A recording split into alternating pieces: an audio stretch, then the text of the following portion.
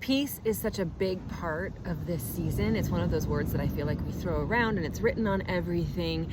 And, you know, it really isn't, for most people, faith-based. It has nothing to do, for many people, with their religion or their belief systems. It's just something that we can kind of all agree on in this time, that we're seeking peace, that peace be with you.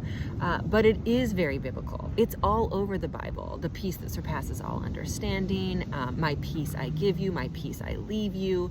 The Lord, our Jesus, spoke about peace all the time, and you'll read it so often in the Bible. So for those of us who are Christians, this is a very faith-based word. It's also one that I feel like if you painted it a color, or if you wrote down the feelings or the room you're in when you think of the word peace.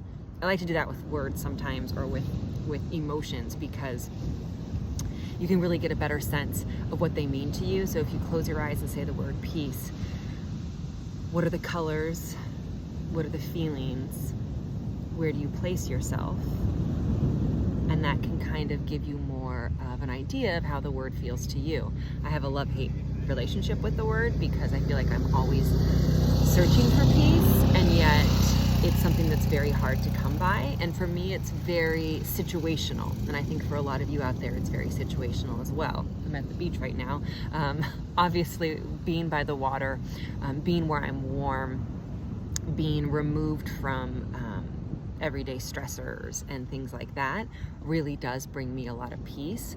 When an answer to prayer, or when I got the results back from my MRI that said that I likely didn't have cancer, that was a very peaceful moment. But we need to be able to have peace even in the midst of storms.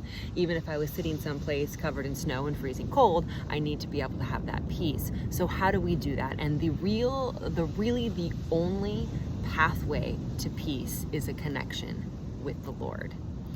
That means no matter what, when you close your eyes and look at the colors and the space and where you are and how peace finds you, no matter what that is, remove all of that and be able to find that peace in your connection with the Lord. That means slowing down, which is hard in this season, I know.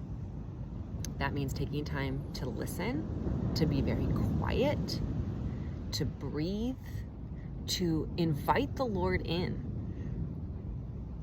Vocally, or write it down, we do a lot of that. Tell the Lord, come, your servant is listening. What do you want me to know? What do you want me to do? Speak, Lord. Here I am, willing and ready to serve.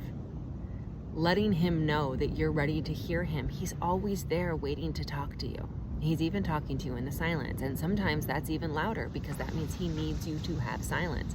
So many times when I'm waiting for the Lord to talk to me and I get frustrated and I'm like, why aren't I hearing from you? I really believe it's because he wants me to sit in silence a little bit longer, because our world is so full of the noise. After we came back from Mexico, since then, I find myself not being able to really listen to the radio. I can't have the TV on. It's just too much noise. I got so much more comfortable with silence and stillness, and that's why I felt so close to the Lord and had so much peace when, among other reasons, when we were living in Mexico serving. So how do you find the peace this season? Well, you're in a really great place to start.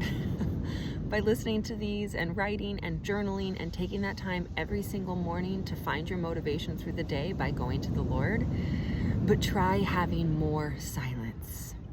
Turn off the radio, turn off the television. Stop the constant moving, stop the constant scrolling. When I got off of Instagram for 30 days, I thought it was going to be really, really hard, and it was honestly one of the easiest things I've ever done. I didn't even miss it. There was no longing, but it let me have more silence and more peace. This is a season of rushing around and crossing names off of lists and to-dos and being very busy and wrapping everything up before the end of the year. That's not going to bring you peace. The peace that you look for is in the Word, and it's in the Lord, and it's in finding time and silence.